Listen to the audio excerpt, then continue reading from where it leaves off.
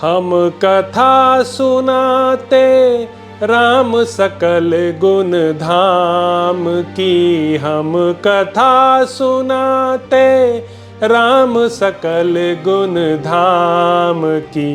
ये रामायण है पुण्य कथा श्री राम की। ये रामायण है पुण्य कथा श्री राम की। जम्बूदीपे भरत खंडे आर्यावर्ते भारतवर्षे एक नगरी है विख्यात अयोध्या नाम की। यह जन्म भूमि है परम पूज्य श्री राम की। यह जन्म भूमि है परम पूज्य श्री राम की। यह रामायण है पुण्य कथा श्री राम की। यह रामायण है पुण्य कथा श्री राम की। श्री सीताराम चंद्राभ्याम नमः। श्रीमद् वाल्मीकीय रामायण भारत का स्वर्णिम महाकाव्य। भरत की चिंता, मित्रों द्वारा उन्हें प्रसन्न करने का प्रयास तथा उनके पूछने पर भरत का मित्रों के समक्ष अपने देखे हुए भयंकर दुःस्वप्न का वर्णन करना। जिस रात में दूतों ने उस नगर में प्रवेश किया था, उससे पहली रात में भरत ने भी एक अप्रिय स्वप्न देखा था। रात बीतकर प्रायः सबेरा हो चला था, तभी उस अप्रिय स्वप्न को देखकर राजाधिराज दशरथ के पुत्र भरत मन ही मन बहुत संतप्त हुए। उन्हें चिंतित जान उनके अनेक प्रियवादी मित्रों ने उनका मानसिक क्लेश दूर करने की इच्छा से एक गोष्ठी की और उसमें अनेक प्रकार की बातें करने लगे। कुछ लोग वीणा आदि बजाने लगे, दूसरे लोग उनके खेत की शांति के लिए नृत्य कराने लगे। दूसरे मित्रों ने नाना प्रकार के नाटकों का आयोजन किया, जिनमें हास्यरस की प्रधानता थी। किंतु रघुकुल भूषण महात्मा भरत उन प्रियवादी मित्रों की गोष्ठी में हास्य विनोद करने पर भी प्रसन्न नहीं हुए। तब सुदों से घिरकर बैठे हुए एक प्रिय मित्र ने मित्रों के बीच में विराजमान भरत से पूछा, सखे, तुम आज प्रसन्न क्यों नहीं होते हो? इस प्रकार पूछते हुए मित्र को भरत ने इस प्रकार उत्तर दिया, मित्र, जिस कारण से मेरे मन में यह दैत्य आया है वह बताता हूं, सुनो। मैंने आज स्वप्न में अपने पिताजी को देखा है। उनका मुख मलिन था, बाल खुले हुए थे और ये पर्वत की चोटी से एक ऐसे गंदे गड्ढे में गिर पड़े थे जिसमें गोबर भरा हुआ था। मैंने उस गोबर के कुंड में उन्हें तैरते देखा था। वे अंजलि में तेल लेकर पी रहे थे और बारंबार हंसते हुए से प्रतीत होते थे। फिर उन्होंने तिल और भात खाया। इसके बाद उनके सारे शरीर में तेल लगाया गया और फिर वे सिर नीचे किए तेल में ही गोते लगाने लगे। स्वप्न में ही मैंने यह भी देखा है कि समुद्र सूख गया, चंद्रमा पृथ्वी पर गिर पड़े हैं, सारी पृथ्वी उपद्रव से प्रस्त और अंधकार से आच्छादित सी हो गई है। महाराज की सवारी के काम में आने वाले हाथी का दांत टूक टूक हो गया है और पहले से प्रज्वलित होती हुई आग सहसा बुझ गई है। मैंने यह भी देखा है कि पृथ्वी फट गई है, नाना प्रकार के वृक्ष सूख गए हैं तथा पर्वत ढह गए हैं और उनसे धुआं निकल रहा है। काले लोहे की चौकी पर महाराज दशरथ बैठे हैं। उन्होंने काला ही वस्त्र पहन रखा है और काले एवं पिंगल वर्ण की स्त्रियां उनके ऊपर प्रहार करती हैं। धर्मात्मा राजा दशरथ लाल रंग के फूलों की माला पहने और लाल चंदन लगाए गधे जुते हुए रथ पर बैठकर बड़ी तेजी के साथ दक्षिण दिशा की ओर गए हैं। लाल वस्त्र धारण करने वाली एक स्त्री, जो विकराल मुख वाली राक्षसी प्रतीत होती थी, महाराज को हंसती हुई सी खींचकर लिए जा रही थी। यह दृश्य भी मेरे देखने में आया। इस प्रकार इस भयंकर रात्रि के समय मैंने यह स्वप्न देखा है। इसका फल यह होगा कि मैं, श्री राम, राजा दशरथ अथवा लक्ष्मण इनमें से किसी एक की अवश्य मृत्यु होगी। जो मनुष्य स्वप्न में गधे जुते हुए रथ से यात्रा करता दिखाई देता है, उसकी चिता का धुआं शीघ्र ही देखने में आता है। यही कारण है कि मैं दुखी हो रहा हूं और आप लोगों की बातों का आदर नहीं करता हूं। मेरा गला सूखा सा जा रहा है और मन अस्वस्थ सा हो चला है। मैं भय का कोई कारण नहीं देखता तो भी भय को प्राप्त हो रहा हूं। मेरा स्वर बदल गया है तथा मेरी कांति भी फीकी पड़ गई है।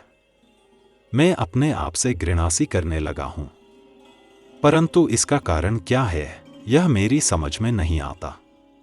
जिनके विषय में मैंने पहले कभी सोचा तक नहीं था, ऐसे अनेक प्रकार के दुस्वप्नों को देखकर तथा महाराज का दर्शन इस रूप में क्यों हुआ जिसकी मेरे मन में कोई कल्पना नहीं थी, यह सोचकर मेरे हृदय से महान भय दूर नहीं हो रहा है। 70वां सर्ग। दूत का भरत को उनके नाना और मामा के लिए उपहार की वस्तुएं अर्पित करना और वशिष्ठ जी का संदेश सुनाना, भरत का पिता आदि की कुशल पूछना और नाना से आज्ञा तथा उपहार की वस्तुएं पाकर शत्रुघ्न के साथ अयोध्या की ओर प्रस्थान करना। इस प्रकार भरत जब अपने मित्रों को स्वप्न का वृतांत बता रहे थे, उसी समय थके हुए वाहनों वाले वे दूत उस रमणीय राजगृहपुर में प्रविष्ट हुए, जिसकी खाई को लांघने का कष्ट शत्रुओं के लिए आसान नहीं था। नगर में आकर ये दूत केकय देश के राजा और राजकुमार से मिले तथा उन दोनों ने भी उनका सत्कार किया। फिर वे भावी राजा भरत के चरणों का स्पर्श करके उनसे इस प्रकार बोले। कुमार, पुरोहित जी तथा समस्त मंत्रियों ने आपसे कुशल मंगल कहा है। अब आप यहां से शीघ्र चलिए। अयोध्या में आपसे अत्यंत आवश्यक कार्य है। 3 विशाल नेत्रों वाले राजकुमार, ये बहुमूल्य वस्त्र और आभूषण आप स्वयं भी ग्रहण कीजिए और अपने मामा को भी दीजिए। राजकुमार, यहाँ जो बहुमूल्य सामग्री लाई गई है, इसमें 20 करोड़ की लागत का सामान आपके नाना केकय नरेश के लिए है और पूरे 10 करोड़ की लागत का सामान आपके मामा के लिए है। वे सारी वस्तुएं लेकर मामा आदि सुतों में अनुराग रखने वाले भरत ने उन्हें भेंट कर दी। तत्पश्चात इच्छानुसार वस्तुएं देकर दूतों का सत्कार करने के अनंतर उनसे इस प्रकार कहा। मेरे पिता महाराज दशरथ सकुशल तो हैं ना? महात्मा श्रीराम और लक्ष्मण निरोग तो हैं ना? धर्म को जानने और धर्म की ही चर्चा करने वाली बुद्धिमान श्री राम की माता धर्मप्रायणा आर्या कौशल्या को तो कोई रोग या कष्ट नहीं है? क्या वीर लक्ष्मण और शत्रुघ्न की जननी मेरी मझली माता धर्मज्ञा सुमित्रा स्वस्थ और सुखी हैं? जो सदा अपना ही स्वार्थ सिद्ध करना चाहती और अपने को बड़ी बुद्धिमती समझती है, उस उग्र स्वभाव वाली कोपशीला मेरी माता कैकेयी को तो कोई कष्ट नहीं है। उसने क्या कहा है? महात्मा भरत के इस प्रकार पूछने पर उस समय दूतों ने विनयपूर्वक उनसे यह बात कही। पुरुष सिंह आपको जिनका कुशल मंगल अभिप्रेत है, वे सकुशल हैं। हाथ में कमल लिए रहने वाली लक्ष्मी शोभा आपका वरण कर रही है। अब यात्रा के लिए शीघ्र ही आपका रथ जुतकर तैयार हो जाना चाहिए। उन दूतों के ऐसा कहने पर भरत ने उनसे कहा। अच्छा, मैं महाराज से पूछता हूं कि दूत मुझसे शीघ्र अयोध्या चलने के लिए कह रहे हैं, आपकी क्या आज्ञा है? दूतों से ऐसा कहकर राजकुमार भरत उनसे प्रेरित हो नाना के पास जाकर बोले। राजन, मैं दूतों के कहने से इस समय पिताजी के पास जा रहा हूं। पुनः जब आप मुझे याद करेंगे, यहां आ जाऊंगा। भरत के ऐसा कहने पर नाना केकय नरेश ने उस समय उन रघुकुल भूषण भरत का मस्तक सूंघकर यह शुभ वचन कहा। तात, जाओ, मैं तुम्हें आज्ञा देता हूं। तुम्हें पाकर कैकेयी उत्तम संतान वाली हो गई। शत्रुओं को संताप देने वाले चीर, तुम अपनी माता और पिता से यहां का कुशल समाचार कहना। तात, अपने पुरोहित जी से तथा अन्य जो श्रेष्ठ ब्राह्मण हो, उनसे भी मेरा कुशल मंगल कहना। उन महाधनुर्धर दोनों भाई श्रीराम और लक्ष्मण से भी यहां का कुशल समाचार सुना देना। ऐसा कहकर केकय नरेश ने भरत का सत्कार करके उन्हें बहुत से उत्तम हाथी, विचित्र कालीन, मृगचर्म और बहुत सा धन दिए। जो अंतःपुर में पाल पोस कर बड़े किए गए थे, बल और पराक्रम में बाघों के समान थे, जिनकी दाढ़ें बड़ी बड़ी और काया विशाल थी, ऐसे बहुत से कुत्ते भी केकय नरेश ने भरत को भेंट में दिए। 2000 सोने की मोहरें और 1600 घोड़े भी दिए। इस प्रकार केकय नरेश ने केकय कुमार भरत को सत्कार पूर्वक बहुत सा धन दिया। उस समय केकय नरेश अश्वत्थ ने अपने अभीष्ट, विश्वास पात्र और गुणवान मंत्रियों को भरत के साथ जाने के लिए शीघ्र आज्ञा दी। भरत के मामा ने उन्हें उपहार में दिए जाने वाले फल के रूप में इरावान पर्वत और इंद्रशिर नामक स्थान के आसपास उत्पन्न होने वाले बहुत से सुंदर सुंदर हाथी तथा तेज चलने वाले सुशिक्षित खच्चर दिए। उस समय जाने की जल्दी होने के कारण के पुत्र भरत ने के राज के दिए हुए उस धन का अभिनंदन नहीं किया। उस अवसर पर उनके हृदय में बड़ी भारी चिंता हो रही थी।